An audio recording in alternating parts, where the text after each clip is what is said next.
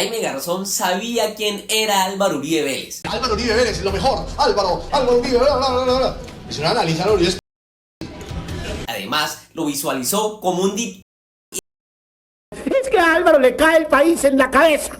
Él vislumbra todo este gran país como una zona de orden público total. Es decir, como un solo convivir, caray, donde la gente de bien, por fin, podamos disfrutar de la renta en paz como debe ser. Y será él quien por fin traiga a los redentores, a los norteamericanos, quienes humanizarán el y harán de Uribe Vélez que este país necesita. Buenas noches. Daniel Coronel pone a Álvaro Uribe con su columna titulada Uribe y sus testigos, después de que el expresidente Álvaro Uribe convocara a varios medios en su finca El Huérrimo para leerles una declaración repleta de manipulaciones y mentiras. Esto lo hizo después de su juicio, que comenzó este viernes. En su declaración vemos cómo los medios tradicionales de comunicación figuran como unas marionetas de todo este show mediático montado por Uribe, aceptando como verdades sus deliberadas imprecisiones y acusaciones maliciosas contra los jueces berracos que usaron a investigarlo.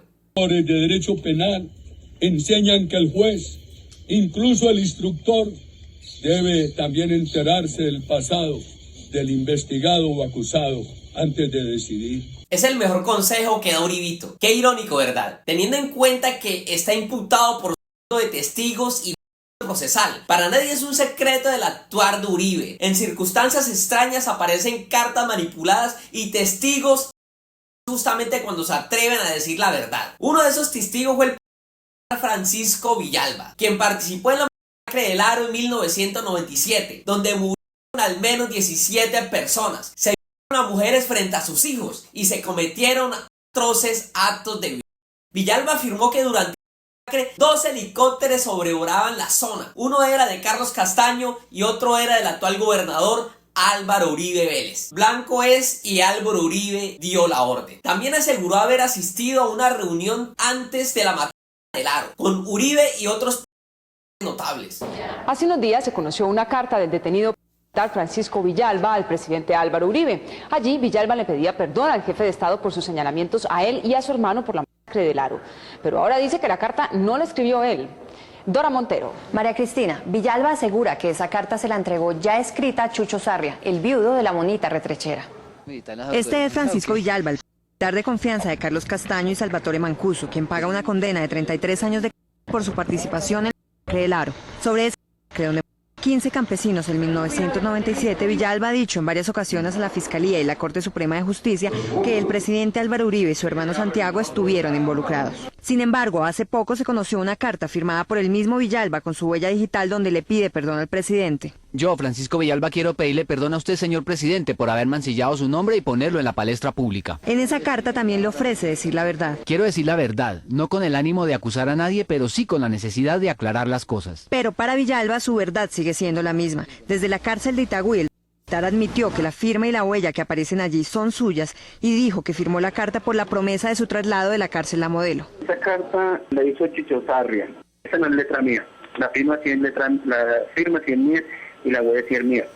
Pero ya no me retracto ahí. Dijo que una semana después de firmar la carta le contó a la Fiscalía y se ratificó en todas sus declaraciones. Yo denuncié enseguida cuando me sacaron a la Fiscalía. Ahí la doctora tiene las denuncias y todo. La última declaración de Villalba tiene menos de un mes y en ella ratifica todas sus sobre la masacre del Aro. Uribe mostró la carta, pero nunca pudo explicar cómo llegó a sus manos ni por qué no tenía sellos oficiales. Villalba declaró que la carta fue fabricada y que él solo había firmado un papel en blanco a cambio de un traslado de cárcel. Tras retractarse de sus acusaciones, Villalba fue liberado 23 días después. Muy extraño, ¿cierto? El segundo caso involucra José Orlando Moncada Zapata, alias Tasmania. En 2017 una supuesta carta suya apareció una vez sin sellos oficiales en el escritorio del innombrable. La carta tenía como propósito desacreditar al magistrado Iván Velázquez, quien investigaba la parapolítica, un proceso que involucra a varios amigues de Uribe y a su primo, el senador Mario Uribe Escobar. Años después, Tasmania declaró en la cárcel que él no escribió esa carta. Yo lo que le puedo decir sobre esa carta fue que yo en ningún momento hice la carta como lo han dicho diferentes medios o como lo dijo el señor Sergio González. Yo en ningún momento redacté esa carta. porque además no sé cómo se redacta una carta. Yo solamente lo que hice fue firmar un documento que él trajo en esos días. Más tarde me di cuenta de que era una carta que se le iba a mandar al presidente Álvaro Uribe. En la elaboración de la carta estuvieron involucrados el abogado Sergio González, Santiago Uribe Vélez, hermano del presidente, y Mario Uribe. El único fue el abogado González, sentenciado a 5 años y 10 meses de prisión. El tercer caso es el de Carlos Enrique Areiza. La Corte Suprema de Justicia ordenó investigar a Álvaro Uribe por la presunta fabricación de pruebas contra el senador Iván Cepeda y pidió la protección especial de 2 testigos, Areiza y Juan Guillermo Monsalve. Estoy susto. Yo no quiero más esta persecución.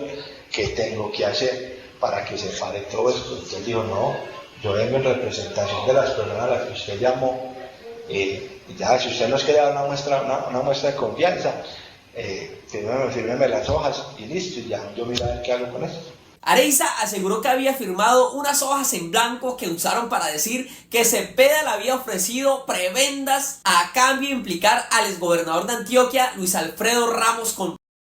Esta carta beneficiaba a Uribe en su ataque judicial contra Cepeda. Areiza confesó que había firmado las hojas por petición de Jaime Restrepo, enviado por José Audulio Gaviria, cercano a Uribe. Areiza fue liberado de la cárcel 2 meses después, en el año 2018. Muchas coincidencias, una tras otra. Tras su muerte, Uribe titió. Carlos Areiza era su ley. Areiza es un sino que lo diga Cepeda. De verdad que este señor da miedo. Esto dice Oscar en relación al Matarife. No pisará una cárcel el bandido, narcotraficante, genocida y tantas cosas más, pero vivirá su vejez y morirá sabiendo que más de medio país lo condena, lo repudia, lo odia y le grita en las calles: bandido, paraco, narcotraficante, asesino. Y esa para él es su peor condena. Acostumbrado en sus épocas a solo recibir adulaciones, salamerías de personajes cuestionados y de incautos manipulados por los medios que aún siguen siendo sus aliados y que han contribuido a que su imagen no sea aún más penosa y decadente como debería ser. Tal vez el mayor logro de este señor, y por lo que tanto se enorgullecía, era de haber logrado lo que Pablo Escobar tanto añoró: ser un bandido y llegar a la presidencia de la República y engañar a gran parte del país, logrando su aceptación.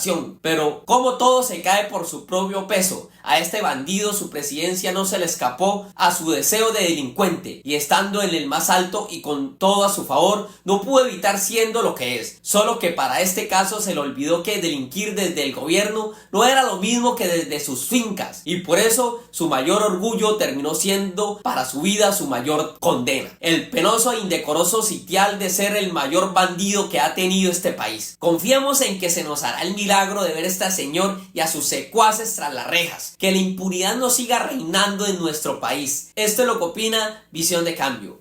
Un abrazo.